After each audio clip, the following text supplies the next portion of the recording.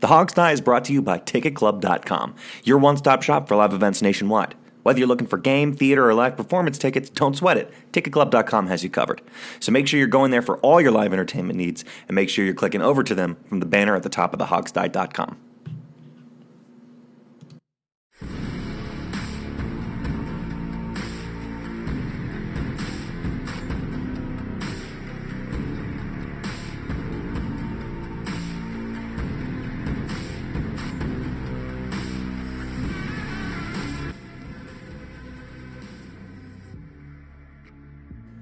Welcome to the Hog Sty, your leading source for all things Redskins. We're just 4 days away from the preseason opener and about a month out of the regular season kickoff against Philadelphia.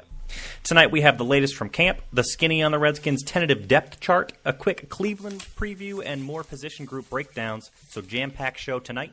Here with me are Steve Thomas, Alex Zeese, and Jamal Forrest to go over everything. How you guys doing tonight? I'm doing wonderful, man. You know what I realized today? We've probably done our last early Saturday morning show of the year. Yeah. which Sean is applauding for those of you who can't hear it. Extremely excited for that. Extremely. Well, if this is a preview for what we got going on after the one primetime game we got, I am in trouble because I am tired already. Yeah, it'll be Hog Sty late night, a couple times this year for sure. Well, not many because we didn't get a lot of primetime games. Yeah.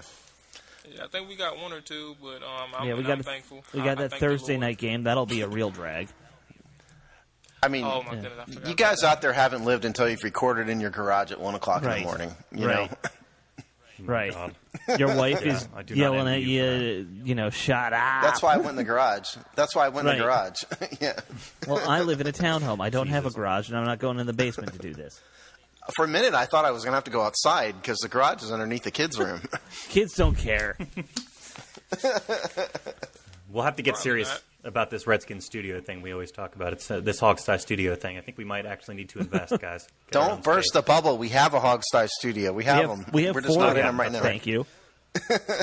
State of the art. You're right. Yeah. Good call. See, I like how Alex is thinking and how Steve is thinking. All right. Well, sorry, Sean. Yeah. No.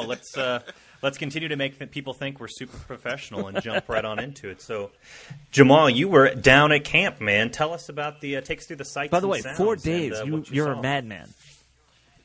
Yeah, it's awesome. So one thing, it would have been if I'd have known beforehand that they didn't have practice on Friday.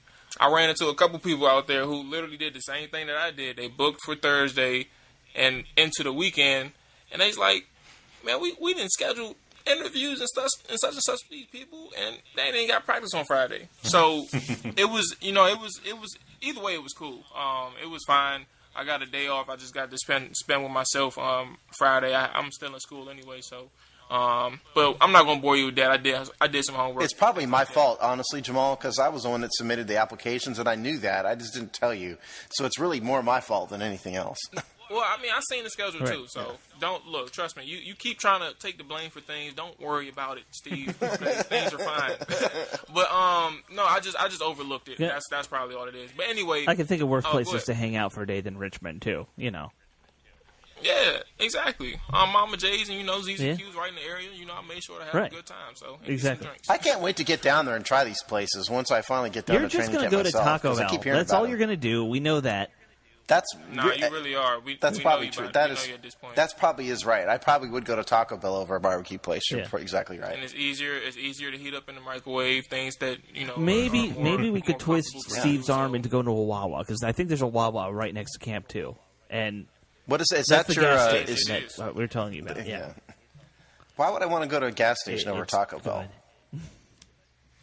It's about the same quality. I would agree, but. Yeah, actually, it's even better than Taco Bell. Probably that much.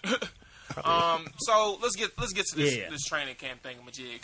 I think we talked about Thursday and Saturday after Fan Appreciation Day.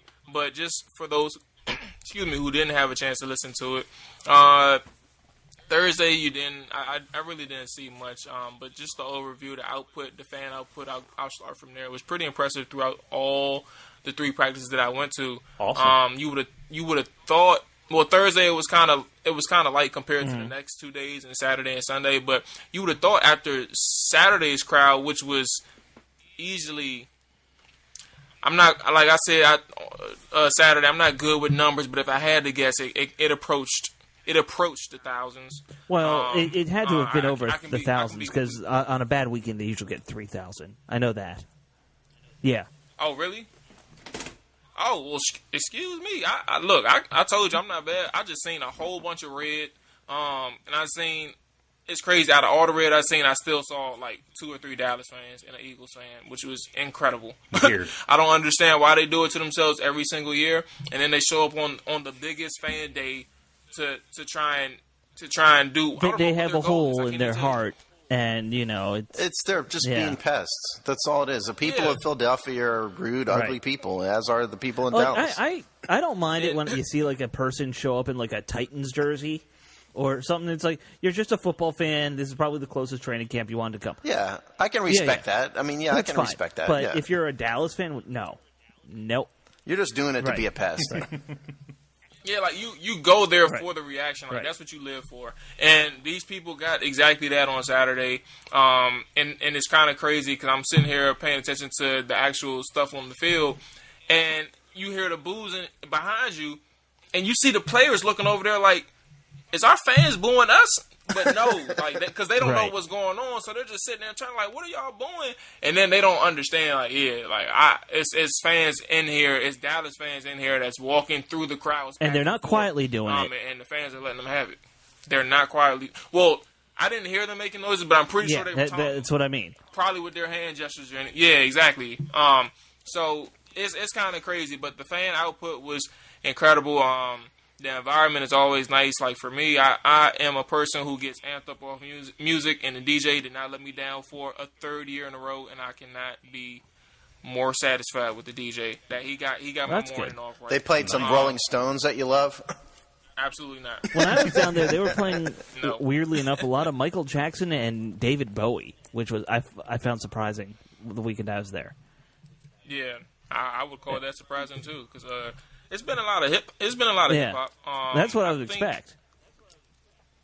Yeah, I'm trying to remember if there was a time where I even heard anything else other than hip hop, but that's kind of crazy. You said Michael Jackson and David Bowie.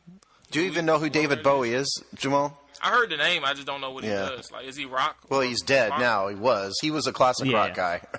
Experimental. Rock, okay. Okay. So yeah. All right. So yeah, the DJ got me right, but let's go ahead and get to on the field. I think one of the things that stood out again, Thursday was kind of light, so you couldn't really take much from it. Really, you couldn't take much. It was barely any contact. They made sure to. I think they was more so prepping for Saturday. So you couldn't really, you didn't want to overanalyze anything too much on that. You just could have seen the one-on-ones and stuff like that, because you can go a little bit harder in receiver versus DB because it's not contact anyway. It's more so just one player against another player. And you just saw a few things from the receivers, like again, Terry McLaurin. I told you that he was really impressive throughout each practice session. There is hype behind his name, but his play does meet the hype. It's not fake. It's not overhype. He is matching the popularity or the hype behind his name. So that's one player. Cam Sins, of course, is. Hey, can I stop you right there real quick about McLaurin? Yep. On the 11-on-11s, was he lined up at the X or the Z? Or both? Well, see, that's the thing. There was times where he was primarily. If I had to give a guess, I would say he was primarily lined up on the right side. But I know couldn't tell X or Z. I would say he was in the. I would say he was in the slot too, but I don't want to call it. Most times I saw him, he's lined up outside. I would say I concur with that when I saw him too. A lot of outside, a lot of deep routes. But you couldn't tell X or Z, though. That's what I was you wondering. can't tell X to or me, Z when you're on the field very well. You have to be looking from above to say, oh, this guy's a little bit back, and that kind of stuff. So I guess, yeah. Alex is right for the most part. I think that it wasn't hard to tell, but more so like it's something I didn't really pay attention to 90% of the time. I did see him run, but I wasn't really paying attention to where he was lined up as opposed to like the cornerbacks. The cornerbacks is what I really focused on because it was easier to see where I was looking. Actually, I just said it. It was easier to see the cornerbacks. So yeah, like for example, just today is, by the way, Sunday. We're recording. Jimmy Moreland was lined up at the slot and the outside cornerback position. So because of the angles and where the players will sometimes block you off because they're on the sidelines, you can see a little bit better on one side of the ball. So yes, it just depended where they were. Excuse me. So back to the receivers. Terry McLaurin, he was impressive. Cam Sims, he was impressive. Paul Richardson. A lot of people were wondering what was going on with him. He was kind of quiet to this point, I guess. But when I got there, he made some flash plays that kind of reminded the fans of why he was here in Washington and why the Redskins signed him. It's kind of weird because you see a guy his size and don't understand like why he's so explosive or why he's as aggressive as he is a receiver, and it's a positive. There were some plays where you saw him last year against I think it was the Packers where he scored that one touchdown, and then against the Saints where he showed some. Who said that? Okay, Alex, yeah, I'm here. If I typed it, it was so I didn't interrupt you. This is called professionalism, people. Yeah, so fellas, ladies and gentlemen, don't worry about what just happened. These things happen on Skype. So anyway, Paul Richardson he was impressive. Just to sum it up, and I'm not gonna go. I don't have to go position by position, but one of the things that we can talk about right now is the quarterback position. Dwayne Haskins was primarily lined up at the third stringer. He wasn't getting that much. He wasn't getting any when I was there with the ones and twos. Like the whole offensive units, he wasn't getting that many reps with the ones and twos, and that was kind of noteworthy because Colt and Case got the switches with the ones and twos. They both got their times with those guys, but Dwayne Haskins is clearly if I had to say something, he was clearly behind the other two quarterbacks and how the coaches see his development to this point. I mean, this is not something to worry about in case anybody out there is freaking out. It is week 1 of training camp, okay? And first of all, and we'll get to the depth chart in a minute here, but I mean, the depth chart doesn't mean anything right now, number one. And number two, this guy has only played, 11 real games, 12 real games in college. He's a really an academic sophomore, when he left. I mean, I'm just not that worried about it. Give him a year. It's fine. Right. He's not a bust because he's third string in week 1 of training camp. No, I would he'll be the starter by midway through. It's not like this guy played 40 games in college. Let's also keep in mind that by making him the third starter, you're also in theory giving him the most playing time this week. Well, we'll see. Yeah, I was going to say, just off that, Gruden spoke today again. This is Sunday, August 4th. He spoke to that quarterback position and playing time. So and it was weird because he said he doesn't have to use all the quarterbacks in one game, and that kind of sets the tone or expectation moving forward that there's a possibility that. And not just Dwayne, but there may be a possibility you don't even see Colt one game, or you don't even see Case one game, and you may not even see Dwayne for a game. Like, he may choose, like, this is who we're going to go with that day or the day before. Like, he'll tell them, like, look, we're going to give you the first quarter, we're going to give you the third quarter. You're not playing at all. True. Like, he literally said that out of his mouth. So, it was weird to me because I think the top 3 quarterbacks that you want to see in this situation that the Redskins have is Case, Colt, and Dwayne. Obviously, Josh is in a situation, Josh Woodrum, where he's in he's just the fourth stringer that really nobody's expecting to do anything. And I mean, the coaches have value for him, or they value him in some type of way. But the end game, you don't see him being on the 53 at all, or practice squad. Week 4 is going to be his Super Bowl. Yeah, that's his job. Is go in there week 4. Yeah.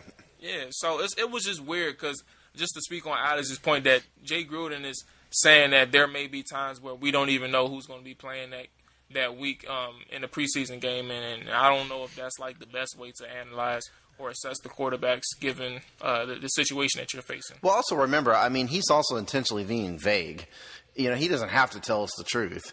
I don't know if it's really in his best interest to say, okay, I've got a depth chart figured out, and this is what we're starting week one. He just may be being vague just because he's a head coach and he doesn't feel like giving us the blunt truth. I think the one thing that seems to be true, I'm sorry, Jamal, but it does seem to me that from what I've seen and what I've read, I wasn't there, but it seems to be accurate and fair that Haskins is number 3. Right. From a consistency standpoint. I agree. And those are some of the things that I talk to with some of the people who are there every day. They just don't see, and I hate to burst people's bubbles.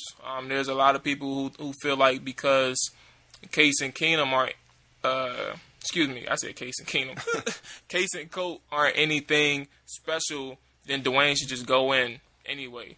But you can't. It's not like what does it matter if he sits a few games or sits a few weeks or sits primarily the entire season? Like, what does it matter if he's not ready? Like, just give him that time to develop, and you'll see that in the third with the third stringers, like his decision making sometimes is a little bit delayed.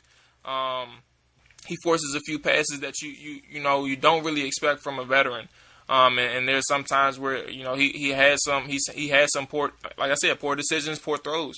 And you saw that, and it's coming against the third stringers. So when you get that competition amped up a little bit against the second and first stringers, like how many sacks are you going to take? How many mistakes will you make where the ball is turned over? More than a veteran quarterback has those opportunities. So it's just a lot going on for Dwayne, and you just got to give him that time and respect it. Fair enough. So, anything else from camp? Sure. Landon Collins is pretty good. I leave it like that. Like he had, I think on Fan Appreciation Day it was some videos trending. Shout out to the people who were able to record. I always get jealous. I'm not gonna lie to you because PR tells media that we have to stop recording for a practice session at a certain time, but they can't go at everybody in the stands who continues to record. And just to let you guys know, I'm not going to get on like too far away from the point, but these plays that y'all are putting on film, putting out there to the media is actual personnel groupings and strategy that these guys are going to be using in the game. So if you're a Skins fan putting out that content for training camp, trying to get those the views up when they ask us to stop recording, it kind of like you'll have scouts. Like scouts do a lot of things for these teams that people are facing. I'm not going to say like it's a big deal, but there will be times you can't count it out the realms of possibility that people will use these down the road to figure out how the Redskins you're absolutely right. There's no chance that there aren't people in every NFL front office looking at other teams' social media to be like, all right, can we get a play? Can we get a play call off of social media from these guys? Because you can hear it in camp, too. You can hear what Jay's saying sometimes. Absolutely. It just depends on how close they are. But that audio and that personnel grouping is there. But with that being said, I just wanted to put that out there for everybody that's listening, because if you go to for future practices or things like that, just keep that in mind. That's it. Anyway, Landon Collins was really impressive. His coverage skills is a little bit. It's very impressive when it's in close quarters, red zone. I saw a few plays that he was made, and there was a few plays that he made in space as well. That was something that was to look forward to in terms of the regular season, what you'll get from a pass coverage aspect. However, and I'll finish with this one. However, you saw what Jordan Reed did to him on multiple occasions and on multiple days, where a shifty guy like Jordan Reed gave Landon Collins headaches, especially in coverage. So. Well, yeah, that's what I was about to say, because the film study I did on him, he has his moments in pass coverage. He's much better in zone, I think, than man. When he has to pattern match, and pattern matching a guy like Jordan Reed who's just like off the charts, and the way he runs his routes, I think is probably not his strength. And I don't know if it even necessarily has to be his strength, but it's good to hear that maybe he's exceeding expectations in that regard, because I really thought that was sort of the weakest part of his game, was having to pattern match these talented receivers and stuff. I didn't think he did that very well. So I'm glad the Giants agreed with you. That's why they didn't want to re-sign him. I mean, yeah. Well, so again, the Giants are run by buffoons too. You got to remember. So, within 2 days, 2 days. 2 days he had, I want to say 2 or 3 interceptions, but definitely 2. So Landon had himself a good couple practices. He actually housed one on Saturday. That would have been 100. Yeah, which would have been 108 yards. I said 106. But that was the one-hander? The full length of the field is 100. Yeah, the one-hander picked off from Colt McCoy. It's kind of crazy how Colt McCoy got picked off twice in the red zone these past few days, forcing bad passes. And that's something to speak of. We could speak on it, but yeah, Landon Collins he was very impressive, and I think we can focus on the other quarterbacks if you want to. Let's do that, because I'll tell you, when I was there the weekend before, Colt was easily the worst of the 3 that in what I saw, and it sounds like, I mean, obviously right now he's the pencil starter. How would you overall rank the 3 quarterbacks? I mean, because you saw them all doing it, right? Yeah. Well, I'll put it this way. I don't want to, No, you're not knocking anybody. I don't want to hurt anybody's feelings. I'm talking about the fans' perspective. Like, Dwayne Haskins is 3rd. We can get that out the way. But when it comes to the other 2, it's kind of hard because neither one of them stands out. It's literally what people expected. These two guys they're nothing special, but at the same time, they're convenient for what Jay Gruden wants to do. Colt McCoy knows the offense, and for what it's worth, the few practices that I was there, Colt McCoy did run the offense a little bit smoother. I hope so. And the same thing with Case. They, in comparison to Dwayne, it was always smoother. However, their issues came in to the red zone. Both of them stalled. One had turnovers. And matter of fact, Case, I think he had a turnover today. I want to say he had a turnover, and Colt had 2 interceptions in the red zone.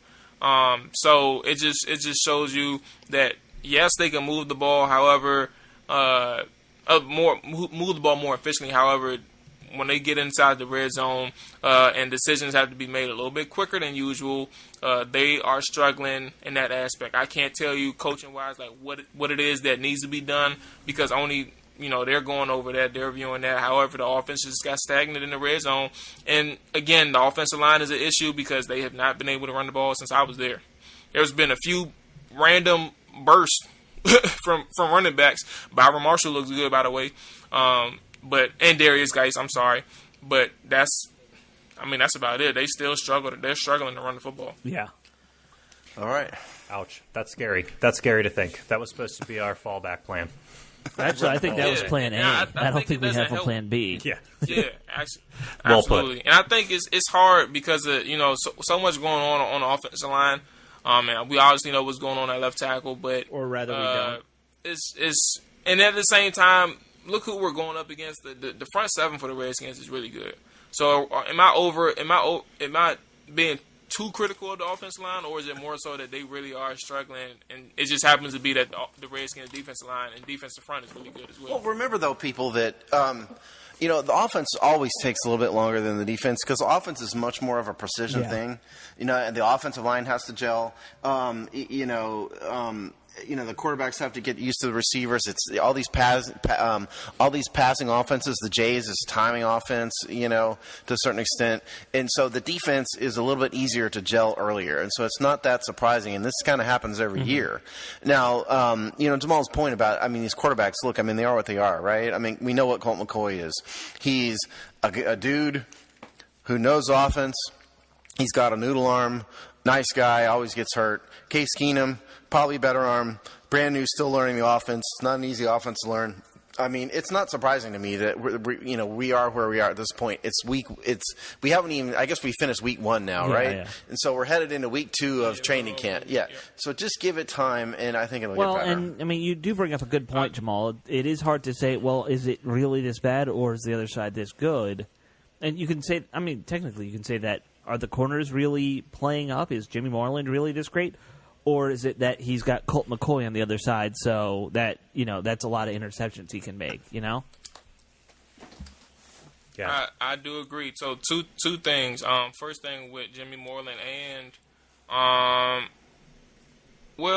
guess just Jimmy. Yeah. Let's just talk about Jimmy. Everyone likes Jimmy. Jimmy did have his moments because I wanted to speak on what you were saying. You brought up a good thing as well. When he was in with the ones today, he had some problems in coverage. The DB coach actually got on him because he just made a few mental errors, forgetting that, for example, I can't remember what play was called, but it was a zone coverage where, and he did mention Jimmy Moreland in our interview that he prefers man coverage. I mean, for obvious that surprised reasons. Me a lot actually because I thought he was better in zone than press man. Yeah, it surprised me too, but. Especially with the plays that he's being able to make. But he said he loves man coverage, press coverage. But and this may speak to the issues that his coach was speaking on during this play. But he doesn't understand sometimes the help that he has on the inside or even on the outside, depending on where they'll have him. But this particular play, he lined up on the outside, and he was still playing as if he was in man coverage. He had his back. He was shading, I think, the inside. Or either way, he had his back towards the middle of the defense. However, he didn't have to do that. His coach wanted him to stay outside because he had help inside. So it was no need to give up the outside play, and I think they threw it his way, and a pass was completed. So those are small things that he has to work on, but at the same time, you understand that even though Jimmy Moreland is known for his 10, 15 picks, however many picks he's had so far, he has a few things that he has to work on, and the veterans they know a little bit better than him at this point. I mean, that's not surprising. We're talking a late round rookie. Sure. He's got a learning curve, and let's be honest. As good as he's been in camp, you're not going to see him start or anything this year. He's going to be a role player, dime situation guy. I agree. I think that's what's gonna happen for the most part. I think you have Josh Norman, Quinn Dunbar. Solid 1-2, yeah. Dominique Rodgers-Cromartie and Fabian Moreau, who are all four capable of playing outside and well, I wouldn't say all of them. Excuse me. DRC and Fabian are both capable of playing outside and inside. So you have four people where you can be a little bit more versatile with, and then you have depth behind them that works out well. So yeah, I agree. He's gonna be. I think he'll be a reserve role player. Or I say role, but I'm thinking of NBA. But reserve player for the defense, and definitely can fill in at both positions, both outside and inside, because that's what they're trying to work with him, on anyway. So. Yeah, I really wish we could find one corner who could just lock down that nickel spot for us. It's so important to have a good nickel corner, and we've neither of those guys are ideal. I guess they can just do it. Yeah. Yeah, I agree. I mean, we can go ahead and move on, but I do agree. I think Fabian should be all right. Yeah, he'll be all right. But I want somebody who's going to dominate. You want the Kendall I Fuller do. back. I still want Kendall Fuller back. 2017 Kendall Fuller. Well, anything else stand out to you about Camp, Jamal, or should we go ahead and talk some depth chart? I'll just end it with two things, and I'll be quick because I know it's time to move on. So one thing, Darius Geis is healthy. He's not thinking about his injury at all. He was very explosive. He showed some agility, and surprisingly for me, it was impressive because of the fact that he is coming off an injury. But he spoke on it. He said that there's no time to think about that on the field because you think about it, you can risk injuring it even more. Secondly, Dwayne Haskins. I know I said some things that may discourage you about him, but you do see his arm talent, you do see his arm strength. He does have a little bit more mobility than you'd expect, and the coaches are running him with the read option and RPOs throughout this training camp.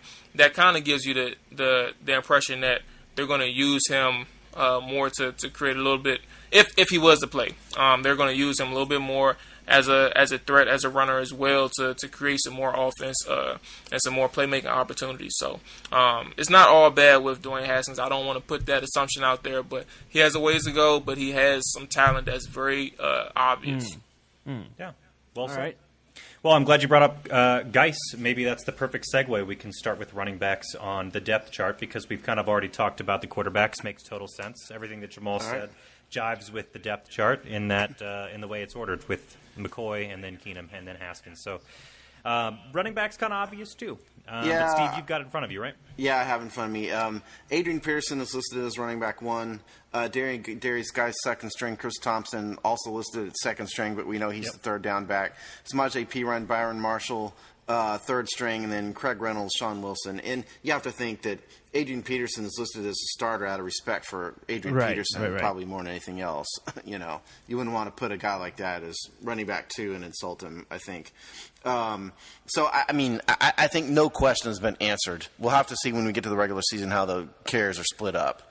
It's not going to be Adrian Peterson getting 35 carries a game, that's for sure. Probably we not. know that much. Although we did note at many times throughout the season that he tended to do better when he did get to carry the that's why. Yeah, the I mean that's why I'm saying that it would be interesting to see, where we go. I don't think he's going to get 35 carries, necessarily, because that's just not Jay Gruden. Jay Gruden doesn't have it in him. Okay, you want me to run through the rest of the offense real fast? Just run through it. Okay, all right. Wide receivers, the X slot. Contrary to what, when I was asking Jamal about it, I actually have the answer in front of me. I didn't realize. It wasn't a trivia question. I just wasn't thinking. The X wide receiver slot's got Josh Doxson, Cam Sims, Brian Quick, Robert Davis as first, second, third, fourth string. And so, for all you Cam Sims fans out there, me included, he's the second string behind Doxson right now. The Z receiver is Paul Richardson, starter, Terry McLaurin, Kelvin Harmon, Jehu Chesson. I'm surprised Harmon's going to be on the Z side. He seems to be like an X. Again, this doesn't. It doesn't. I know. Matter of fact, I spoke with them. We'll talk about it quickly, but I spoke with him today, and I think he said that they were going to be playing him primarily at the X. Did they? Yeah. So that's either X or Z. I can't remember, but it was either one of those. He's listed at the Z. That doesn't mean. That's I feel like you talked to him a couple times in camp. I don't know. So that is wide receivers. Tight end, no surprises here. Jordan Reed, Vernon Davis, Jeremy Sprinkle, and Matt Flanagan are listed as third string. The J.P. Holtz and my sleeper Donald Parham listed as the fourth string right now. O-line, here's the important one. Jaron Christian starting at left tackle. Eric Flowers left guard. Chase Urier, Brandon Scherf, Morgan Moses, of course. Donald Penn is the swing tackle. Wes Martin is listed as the second string. Tony Bergstrom, Zach Karen. The newcomer Hugh Thornton is third string left guard. Ross Piercebacher, the rookie, third string center, which if you listen to our interview with who's the British guy, Mark Bullock, no surprise there. Yeah, I couldn't remember his name. He's is it an insult? No, he's British. Hey, sue me. He's only been on our show a dozen times. That's all. It was slipping in my mind. It slipped, Steve. I got you back. Thank you. So that's the offense. I don't know if there's any surprises here necessarily. I guess the one for me maybe would be Donald Penn. Yeah, that's a surprise. Second string behind Christian is a bit of a surprise. But that having been said, Penn's been here 5 minutes. You could also again, maybe they're just listing him that way because they want to get him more playing time and, because a guy like him probably needs some reps to get back into the whole thing. I mean, and as far as Eric Flowers goes, I know the fan base has turned against him. I do think that he has the potential to be better in left guard because some of his limitations won't be quite as pronounced. He doesn't have to have the same level of footwork as a guard, than as a tackle. So to that respect, he'll be better. Everything you've heard about him, though, has been negative. Well, if you look at his technique, his hand placement is terrible and inconsistent. His footwork's terrible and inconsistent, which is less. He tends to bend at the waist. He's not good at leverage a lot. All that stuff needs to improve, but at a minimum, hopefully the those new sleds that they have for the O-line will help him. Did you guys see the video of those? That I think the little tiny ones that are shaped like an actual person. Oh, no, I didn't see those. Yeah, they're shaped like an actual person to make you get down and get your leverage better. Huh. Well, yeah, that's great. Let's see other surprises here. I mean, it's not a surprise right now that Sims is behind Doxson. I don't know if that's going to stay that way once we get to the regular season. Here's another one, I guess. Steven Sims, listed as third string above, over a guy like veterans like Jihu Chesson. Oh, yeah. Who's a vet. Sims is explosive. I don't know if Jamal and Alex, if you guys saw that when you were there at camp. This dude is just, he's a monster when it comes to that. Quickness. So I think he can be good. Yeah. The steal or the story of the whole wide receiver core for me, and I think Jamal probably you agree with this. It's McLaurin. He's going to be the one that blows up this week here. Let's hope. I agree. He has the most hype behind his name, and he like people said on the internet, he's probably the one person that they've seen throughout this entire time where they don't think he's lost a rep. There's been some times like when the video isn't rolling or he just got lucky because nobody recorded it where he's lost a few things. But yes, 100% agree with Alex. McLaurin is the guy that right. Has been the most. So he's taking all the attention. I mean, look. Guys are going to lose reps for God's sakes. Everybody loses a rep. Defense. Let me run through defense here real fast. There's some fewer surprises on defense. Allen Payne Ioannidis starting defensive line. Ryan Anderson, Ryan Kerrigan outside linebackers. Sean Dion Hamilton and Bostic inside linebackers. Dunbar, Norman, Collins, Nicholson in the defensive backfield. Second string defensive line. Caleb Brantley, Tim Settle at nose, JoJo Wicker. Second string. And then the rookies, Ryan B., Austin Malawada, Jonathan Bonner, third string. The one surprise, I think, on this list is Montez Sweat is listed behind Ryan Anderson. But understand, though, that Sweat has not practiced much. He got kicked in the shin, kicked in the thigh or something, and he's been out. So that's not a surprise. Harvey Clemens is listed as the backup behind Sean Dion Hamilton, meaning that Clemens is the will linebacker. And then Cole Holcomb is the backup signal caller, meaning the Mike linebacker. Casanova McKenzie, second string behind Kerrigan. Fabian Moreau, second string and probable slot corner. DRC, Josh Norman's backup. And then you got Shazer Everett, and then Troy Apke is listed as like the 12th string safety somewhere, hopefully. And let's also note Adonis Alexander hurt, so he won't be on there. So. Yeah, he is on there. He's listed as a third stringer. But he's hurt, so he won't play or anything. Yeah. Yep. I was going to say, as far as Adonis, there is a likelihood that he may go on IR for the year. Is that bad? I wouldn't necessarily. Yeah. He's facing, I want to say, a hip. Something going on with him. It's never good about hip. He had to see a specialist. I think this weekend or maybe today. However, he is facing some type of injury where he's going to be out a few weeks at the least. But the decision to do IR or like PUP or something, I don't know. The decision is going to be made. I'm sure with what they have at corner, you'll hear more about Adonis. You might want to put him on IR just to stash him. That kind of makes sense. Yeah. Well, I think Adonis Alexander probably should have been a safety from the beginning. Quite honestly, he's a bit. I don't think he really has the foot speed. Out there, he didn't. His instincts are lacking out there to begin with. Like, it's kind of rough watching him.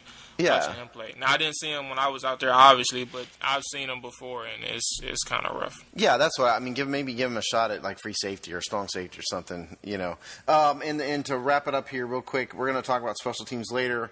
But Byron Marshall and Trey Quinn are listed as a kick returner and punt returner, and obviously Tressway, Dustin Hopkins, and Nick Sundberg have no competition, and now so they're obviously starters. So that is the depth chart. The initial depth chart. Take it for what you will, because it means absolutely nothing, basically. Yeah, exactly. And I have a comment that also means absolutely nothing, but I'll say it anyway. So much more confidence. I mean, it's so obvious to say, but so much more confidence in this defense right now than the offense is shaping. Oh, yeah. Infinitely more. It's a hugely lopsided team right now in terms of talent, or at least that's the way it feels now, not to be a downer. Well, what was interesting is that about that, Jay Gruden made a comment about Josh Doctson this weekend, and he just flat out admitted, look, I mean, this guy is not – I'm trying to find it. He just flat out said, Josh Doctson isn't the type of guy who's going to get a lot of separation. Right. I mean, that's the head coach is admitting that to the world. He's just not going to do that. He's going to have to do other things. It was, I think, the Saturday comments. I don't have it in front of me, but that's really telling to me. It was Saturday. That's really telling to me that he just admits that. Things don't look good for Josh Doctson right now, I don't think. No. So what I would say to that, I agree. When I was looking at his face, because I've heard so many people ask him about Josh Doctson, and I've been around for a few of those questions in person. But to this point in Josh Doctson's career, it's kind of worth looking at Jay Gruden's reaction when he gets asked about Josh Doctson, and again, he's just annoyed. He's tired of answering these questions, and he did his best. He kept it honest with everybody. The fact that he's just not going to be a certain type of guy where he can be a well-rounded receiver. He's going to be a guy who's going to just simply win in certain situations. And can you really count on him to do that or be that number one guy? No, you can't. But you can use him situationally. And that's going to be key to the coaches more than anybody else. Like, are they going to be able to do that and utilize him the way that can maximize his production on this offense? And so far, they haven't been able to do it. Or they have, and this is what it is. Yeah, and what does that even mean? He's not going to get a lot of separation. It means he's got to get much more physical. Well, no, you see, what it means, if you watch his film, he does not have the burst and acceleration to get away from receivers on deep routes, number one. Right. He does not run patterns precise enough, and he does not have the footwork and handwork to separate on patterns that require moves. That's the thing. And so where he can win is if it's a contested catch, he can jump out of the gym. That's his one great skill. He can jump out of the gym, and so he can beat you that way. But he's just never going to be the guy that can turn on the jets and run away from you. He's never going to be a guy that's going to be so precise and so good with his footwork that he confuses the DBs. That's just not ever going to be him. Never. The other thing he could do is he's big. He could out-muscle guys, but he doesn't. Yeah. And I was going to say the other thing to note is that because I don't want people to come back and bite Steve or anybody, the podcast, the Hog Sty network in general. But he also said that Jay Gruden said great separation, and that's key. Like he's not going to consistently be that person.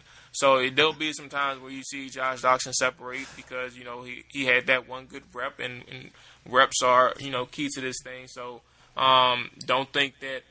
Just because you've seen one means he's really good at it. No, he had one good rep, and a lot of these things come where it's off coverage for him. Like today, he had a few good reps where he made quick decisions and quick plants where the cornerback wasn't really up in tight coverage against him. So it's easy for him to get that quick out or that quick slant, if anything. But he ran outs over here. But see, that's off coverage is going to help him a lot.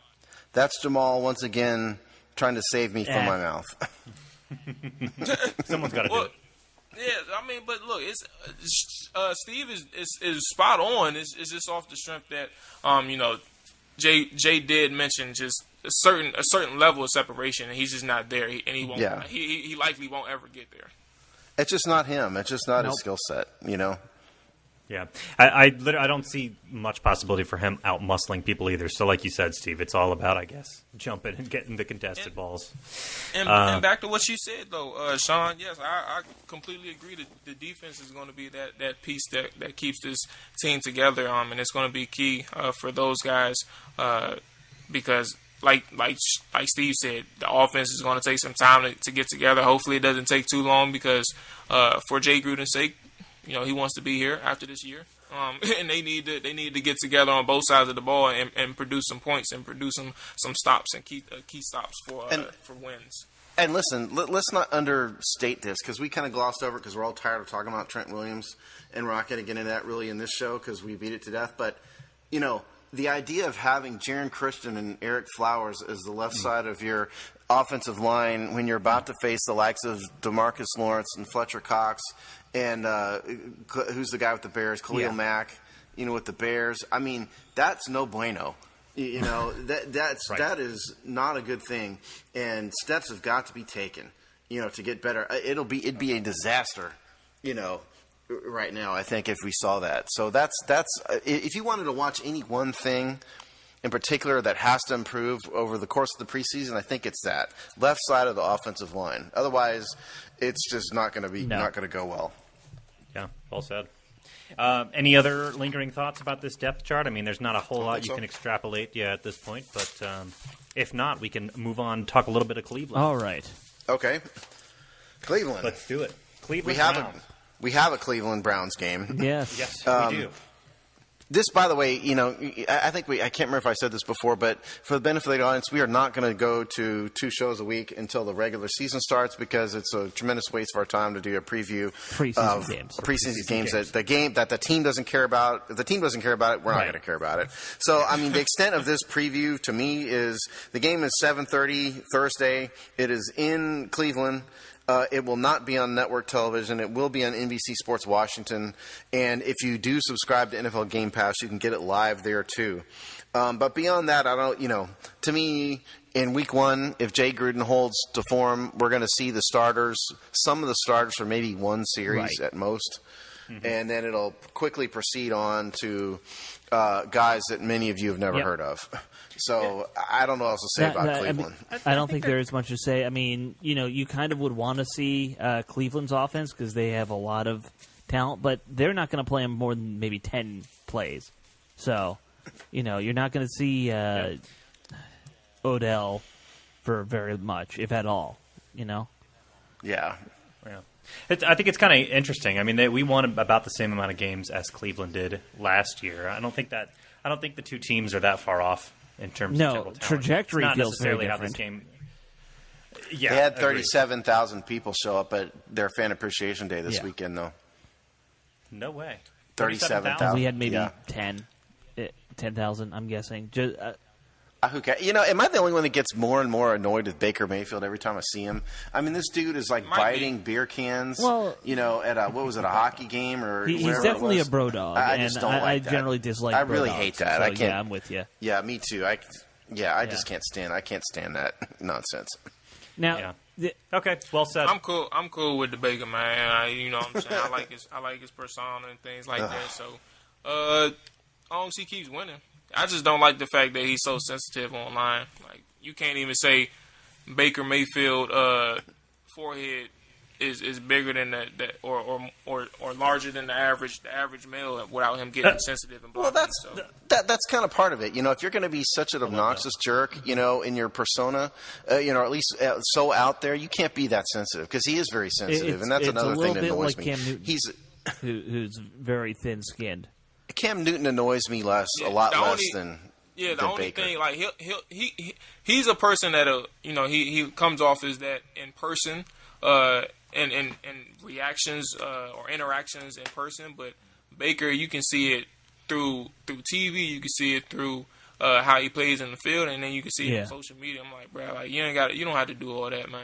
Like the stuff that he be doing on social media, just responding to simple comments or even jokes. I'm like, bro. You can't come on. I'm cool with you, but you gotta tone it down a little bit, buddy. There you go. So I'm all for Ryan Kerrigan planting him into the ground in the first series of the game Thursday night. For sure. Yeah, go for it. Shoot, he's a Redskin, so. Other than that, I don't know what to say about Cleveland. I'm more excited. Yeah, no other thoughts. I'm more excited to see how much playing time each quarterback gets. That's about it. Yeah, I'll say. Yeah, I was gonna say I'll see what Alex said also and. Montez Sweat, if he's going to be playing, I want to see what the first round product is going to look like. Gruden said he may make that determination. I think the day before, or maybe Tuesday, so we'll know if he's playing. So I want to see what Montez Sweat looks like, and some of the other guys like Jimmy Moore and other rookies as well, because you'll see a lot of rookies getting a lot of playing time. And sure will. That's going to be. I mean, it's Gruden, so if anyone's got a toenail injury, they're probably going to be held out. That's true. No, can that's you blame his nature. After what's happened?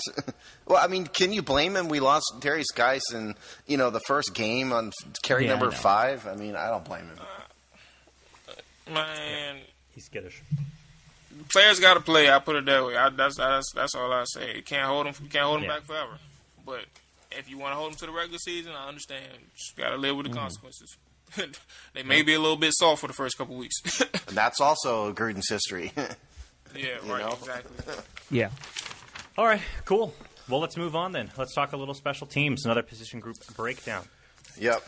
Our last one of these for the year. Oh, my gosh. Time to put these away back on the shelf for another calendar year. I'm excited. Okay, so the big news here is that Andrew East, who was the competition long snapper, got cut. And so Nick Sundberg is the long snapper for the year. And as we said, Tressway and Dustin Hopkins didn't have any competition. So those are your specialists. Okay, so let's talk about Dustin Hopkins, shall we? He was on the show a couple years ago. Nice guy. I know there's a group of fans out there that dislike Dustin Hopkins. Let me say this about Dustin Hopkins. He's a career 85% kicker, okay? Yes, he's not quite as good from over 40 and over 50. But I would like to point out that from 2015 to 2018, he's kicked 116 kicks. If you look at all the kickers around the league who kicked from 2015 to 2018, who had more than 100 field goals, Dustin is actually 12th in the NFL over that period of time with 85.3% field goals, and he's right within a half a point of three other guys. So I mean, he's an above average kicker. Realistically, he's above average kicker. He's about essentially for all intents and purposes, he's basically tied at 10, within a kick or two. So that's about where you are. So he's a better kicker than some of you guys give him credit for. So that's Dustin Hopkins. It just sucks about him, though, because this is a team. I mean, think about what Jamual just said, his report out. The team seems to be potentially struggling a little bit to run the ball. I think we all are pretty skeptical of the passing offense. It would be nice to have a kicker that could really nail those longer kicks. More important probably for this team than other teams around the league. I think that's the thing about him. But you're right. I mean, he's right up there with, the other guys that are really great in this league. It just might not show for a team like the Redskins, where we're going to ask him to probably carry quite a workload. I mean, look. I mean, yeah, he's a career 50% kicker over 50. Not great, but it's also not horrible. I mean, he's career 82.3% under 50. At 40 to 50 yards, and so I mean, it's really only over 50 that he struggles, and that's not that surprising. You're going to get every kicker struggle like that. He's a young guy. There's a reason why they haven't brought competition in for him. I mean, football teams would not hesitate to get rid of a kicker. If they wouldn't. Jay Gruden has no love for Dustin Hopkins. He just knows he's a good, consistent kicker. And so, I mean, there's no reason, I think, to degrade Hopkins. I mean, I think he's fine. He's an above-average kicker. Sure, if the next Mark Mosley rolls around, by all means, bring him in. Sure. But until then, there's he's bigger got problems. A good power leg. I don't think you often see him not put a kickoff out like anything but through the back of the end zone. Like, you can trust him to do that kind of stuff very well. That's why he was brought here in the first place. Yeah. Was that, And in terms of Tressway, I did the same analysis for Tress. Tress has been with us since 2014, and from 2014 to 2018, Tress is number 8 in the NFL. With those kickers who have kicked over 250 punts, he is 8th in yards per punt at 46 yards per punt.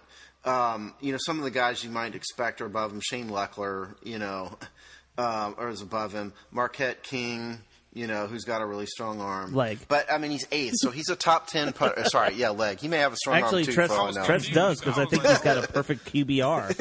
Yeah.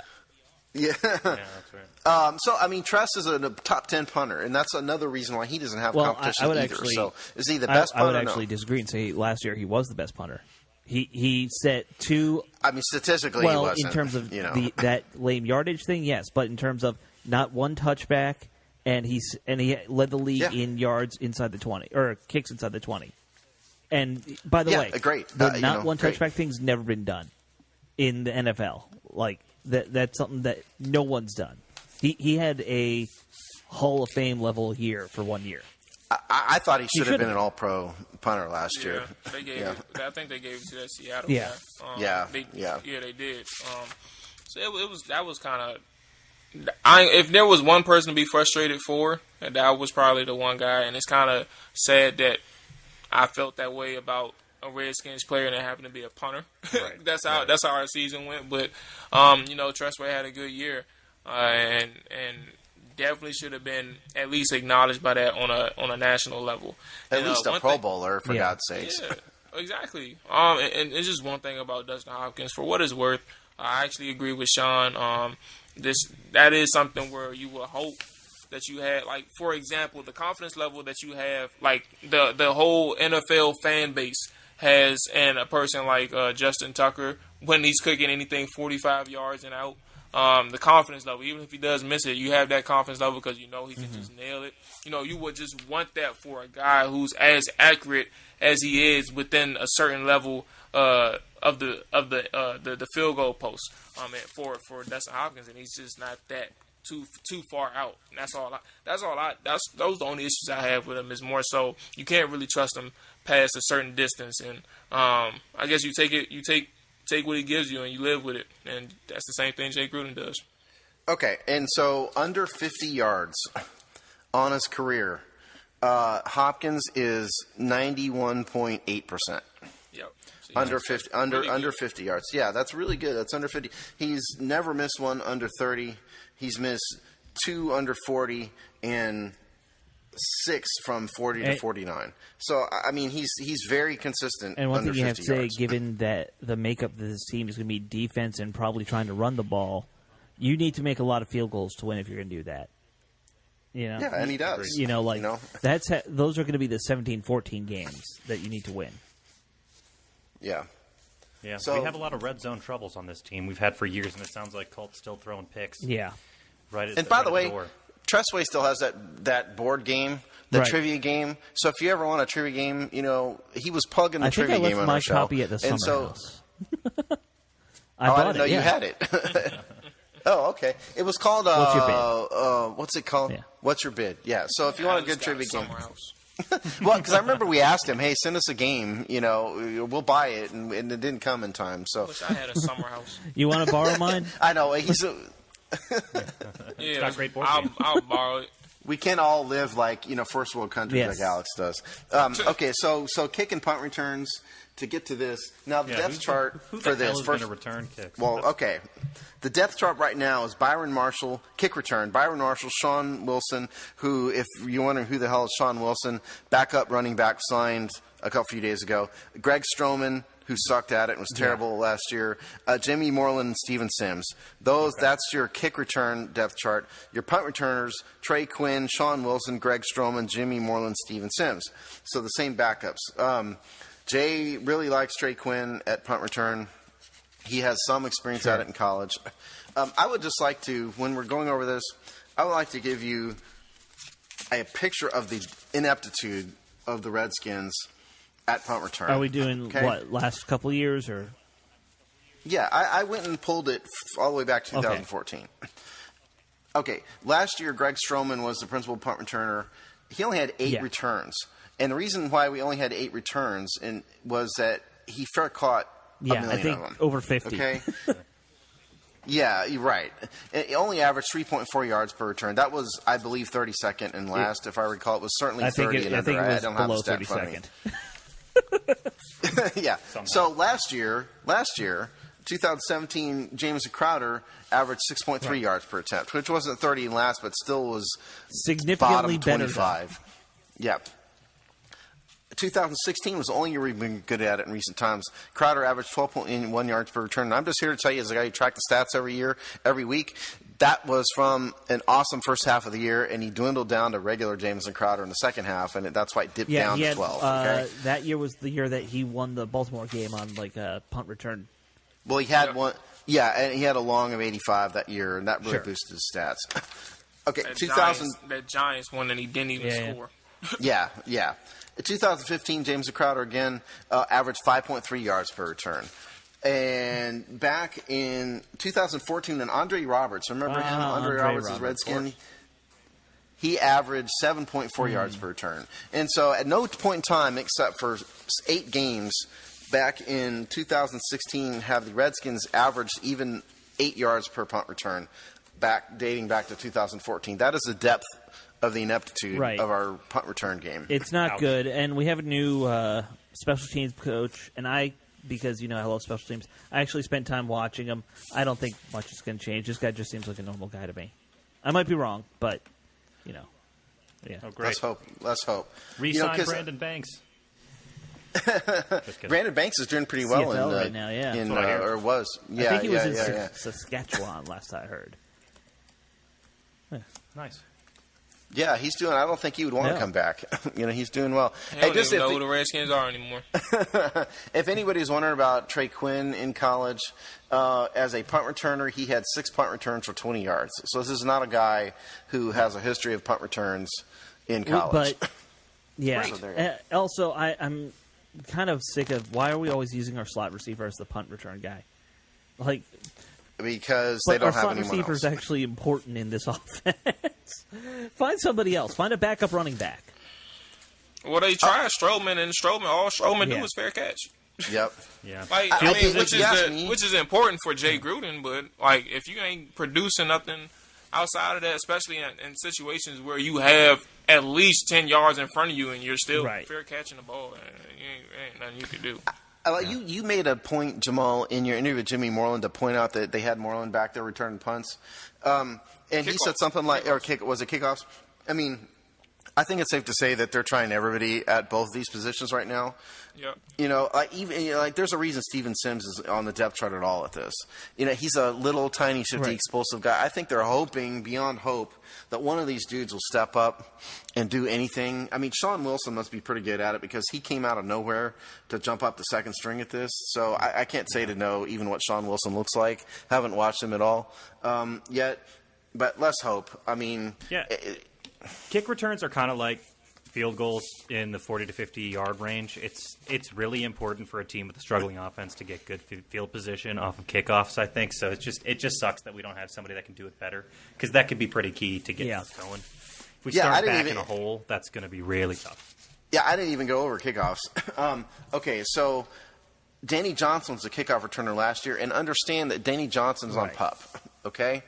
That is why Danny Johnson is not on this depth chart right now. Yeah, well, I'll go over that real quick and say I do have a roster update. We'll blow through that real fast. But point is, Danny Johnson is on PUP. He averaged almost 24 yards per return, which at least gets you to the 25, just about. So he's at least acceptable at it. And going backwards, we had Chris Thompson do it for a bunch of years. Chris Thompson wasn't that good at it. Rashad Ross had it in 2015. He was averaging 24 yards per carry or per return. And then, Andre Roberts. They've never had anybody at kick return either who's ever worth the tinker's guy I remember at it, being decent was during Gibbs when you had Liddell Betts and Rock Cartwright doing that kind of stuff. Brock Cartwright was really good at fullback. it. A fullback was our best punt and kick returner. Yeah, I mean, in terms of, returners, this is really Alex's thing. But, I mean, you've got some guys who are brought onto this team to be special teamers. So I guess the hope is that it will get better. But none of the guys they're bringing in for that stuff wowed me, personally. So. Yeah, I mean, it's really early, so we'll see. Take us through the update. Yeah, real quick, real fast. Going to run out of time. Waived this week. Casey Dunn, Tyler Catalina, both guards. Elijah Wellman, who was the fullback, his time was limited. Andrew East, as we said. Jordan Brailford came off of PUP, so he's back on the active roster. And they have added a bunch of guys to start at the beginning here. We have added... lost my spot here. Yeah, okay. So we added a linebacker, Miles Humphrey. We added... a corner, DJ White. We added a couple linemen in here. Hugh Thornton, as we mentioned before. And we added a tackle, obviously Donald Penn, but Corey Robinson, added him. So, that's what the roster is. And we added Sean Wilson, as I said, who's the running back also. So that is the roster update. I have us right now at 87 on the active roster, not 90. The reason for that, if you read through the tea leaves here, is that Danny Johnson's going to come back. Bryce Love may come back, and then they're holding the spot for Trent. So that's 90. And in terms of salary cap, I have us right now at 7.6 million space remaining, understanding that I don't have Heath Thornton's contract or Corey Robinson's contract yet, so it'll be a little bit less than that. Yeah, but I mean, it's going to kick two people under the Rule 51. It's going to go down a little bit. Is the point? It's going to be somewhere around 7. We heard Penn is making around 5. I got Penn's contract. The Penn isn't making 5. Penn has a bunch of incentives in his contract. Penn's contract right now is $2.03 million, with a cap hit of $1.467 million. He had a signing bonus of $250, but he's got a whole bunch of incentives. He's got per game active roster incentives, a bunch of things, so he can make up to $5 million. But none of that stuff is cap hit stuff right now. Gotcha. Got him. Okay, awesome. Any other lingering thoughts from any of the things we talk about today? Jamal's training camp stuff, depth chart stuff, Cleveland, nothing else? The salary cap will be posted by the time you guys hear this. There you go. Okay, sweet. So check that out. And we are, like I said, 4 days away from preseason starting, about 30 and change away from the regular season, so we are almost there. So excited to be doing this again for another year. Keep coming back to the hogsty.com. Wait, Sean, wait. We wanted to do our big announcement? We got our big announcement. By all means. Yeah, okay. We should have done this at the top of the show, but we forgot. Sorry. Okay, we are joining a podcast network, the Big Heads Media Network. The show will be available, obviously, still on our site and all of that, but we are pleased to join their network. They will have a show for every NFL team. We will be the Redskins representative. We'll have more details on this to come. All of our shows will join their network. It's just business and seasons of discontent. So we are super excited about that, and you can expect maybe, hopefully, some cross-pollination with guests and whatnot, between their shows and our shows. More on that to come, but we are pleased to join or almost join. The ink is dry. We just need to work out some behind-the-scenes stuff. So look for that. And that's bigheadsmedia.com. So you can check us there. They've got all the tabs. Go over to sports, football, and you will find us there in their football section. So they have their plan is to have podcasts for everything. So whatever else you're into too, sports, politics, weather podcasts. I don't know what else tab flies they have. I haven't gone through everything yet. There's politics. Yeah, there's politics, entertainment. Anything you could dream up that's short of probably X-rated podcast, you can find on Big Heads. Those are out there. I just don't think they're on Network. their network. Yes. Right. Exactly. Yeah. Yeah. Well, you haven't heard from the last from us about this. We'll be pitching this pretty much every episode, so you'll have much more opportunities to figure out the skinny on Big Heads Media. But sounds like that's all she wrote for tonight. So y'all have a great night, and we will see y'all in 1 week right here on the Hog Sty. Take care. Cut.